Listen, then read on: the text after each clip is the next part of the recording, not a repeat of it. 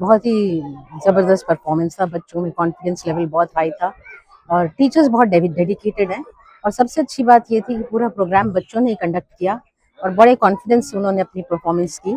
इतने छोटे से जगह में जो स्कूल का मैंने परफॉर्मेंस देखा, मुझे एक्सपेक्टेशन नहीं थी और मुझे बहुत स्टनिंग लगा, सब कुछ बहुत अच्छा था। इट वाज़ रियली गुड और ये स्कूल बहुत अच्छा जाएगा आगे। मैं यही कहूँगी कि यहाँ पर अपने बच्चे डालें, क्योंकि एक तो अपकमिंग स्कूल है और जब स्कूल अपकमिंग होता है तो वहाँ बच्चों को अटेंशन ज़्यादा मिलती है, टीचर्स भी बहुत पेन लेते हैं और बच्चे कम हैं। एक-एक टीचर के पीछे जो थोड़े-थोड़े बच्चों के पीछे 2-2 टीचर्स हैं, तो इसलिए ये जो टीचर रेशो स्टूडेंट रेशो है, वो बहुत अच्छा है। इसमें बच्चों को बहुत इंडिविजुअल अटेंशन मिल रही है बच्चों आने वाले टाइम में स्कूल अच्छा करेगा, बहुत अच्छा करेगा। जैसा कि मैंने अपनी एनुअल रिपोर्ट पे भी बताया कि स्कूल के अंदर हमने story telling, talent hunt show, painting competition, art and craft competition and you can say recitation, so many programmes we have organised during the year. हमने पूरे साल में बहुत सारी एक्टिविटीज करवाई हैं with the sports activities and हमारी moral activities. ये सारी एक्टिविटीज के साथ स्कूल का सेशन पूरा हमारा एंड हुआ है एंड आज हमने ग्रेजुएशन डे सेरेमनी रखी हुई थी। हमारा मेन फोकस यहाँ पर है कि एक तो इंग्लिश मीडियम स्कूल खोलने का एक हमारा सपना था, हमने उसी को पूरा किया यहाँ पर, इंग्लिश मीडियम स्कूल खोल के एंड हम इसको आईसीएसई एफिलिएशन करवाएंगे एंड उसी के साथ में बच्चों का ओवरऑल पर्सनालिटी डेवलपमेंट के ऊपर फोकस करना, ये हमारा मेन मकसद था स्कूल खोलने के पीछे, कि जो ग्रामीण क्षेत्र के बच्चे हैं वो भी शहर के क्षेत्रों की तरह ही ग्रो करें और बहुत अच्छे से विकसित होकर एक अच्छे नागरिक बन सकें। Focus English communication, another personality development and हमारा मेन फोकस है होलिस्टिक एजुकेशन।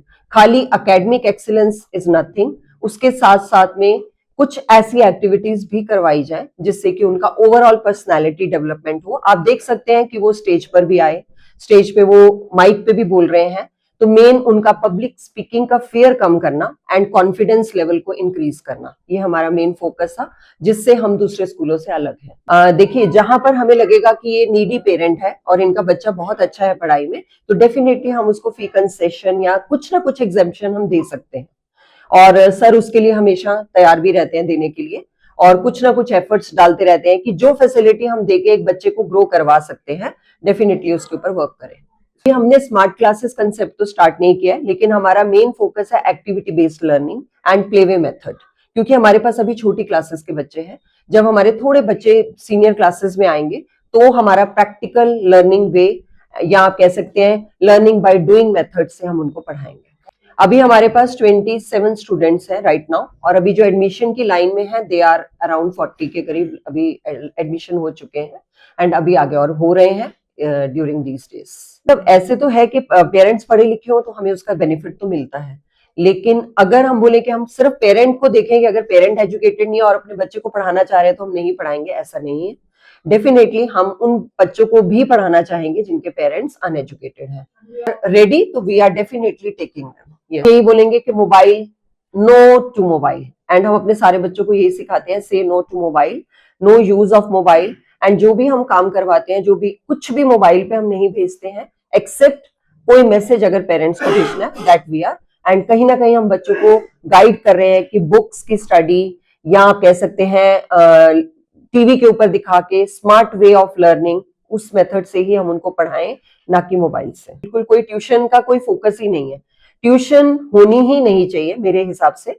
स्कूल में अगर बच्चा ठीक से पढ़ ले और टीचर्स की बात को सुन ले और जो टीचर ने होमवर्क दिया वो कर ले, तो उसको कहीं ट्यूशन की जरूरत नहीं है, चाहे वो 10th क्लास में भी क्यों ना हो जाए। हमारा main vision holistic education with overall development and same way कहीं ना कहीं अच्छे संस्कार, मॉरल वैल्यूज, एथिक्स, ये सारी चीजें भी बच्चों के अंदर डालना, ये हमारा मेन फोकस है। उसके लिए हम बच्चों की पहले तो काउंसलिंग आप कह सकते हैं, उनके साथ बहुत ज्यादा अच्छे से कम्युनिकेट करना और उनसे उनके दिल की बात निकालना, what is the actual problem behind them, and फिर उसके बाद में उसके हिसाब से उनको टैकल करना और उनकी काउंसलिंग करना प्यार से, क्योंकि अभी बच्चे छोटे हैं तो प्यार से मैं बोलूंगी, लेकिन अगर कहीं जरूरत पड़े तो थोड़ा सा डांट के भी हम करवा सकते हैं, लेकिन हार्श एंड बहुत ज्यादा रूड होकर हम बच्चों को डील नहीं कर सकते। मेनली फर्स्ट हमारा कंसेप्ट रहेगा कि हम उनको ओपन अप करें, शाय हैं, लेकिन उनके साथ में फ्रेंडशिप करके, उनके साथ अच्छे से बात करके they should get open up and share their problems. उसके बाद ही हम उसकी प्रॉब्लम के ऊपर काम कर सकते हैं। एंड एज हमारे पास यहाँ पे शिवा मैम भी हैं, शी इज वाइस प्रिंसिपल, आप इनसे भी पूछ सकते हैं कि how we are handling the students if they are having some behavioural issues और सम प्रॉब्लम्स। मैम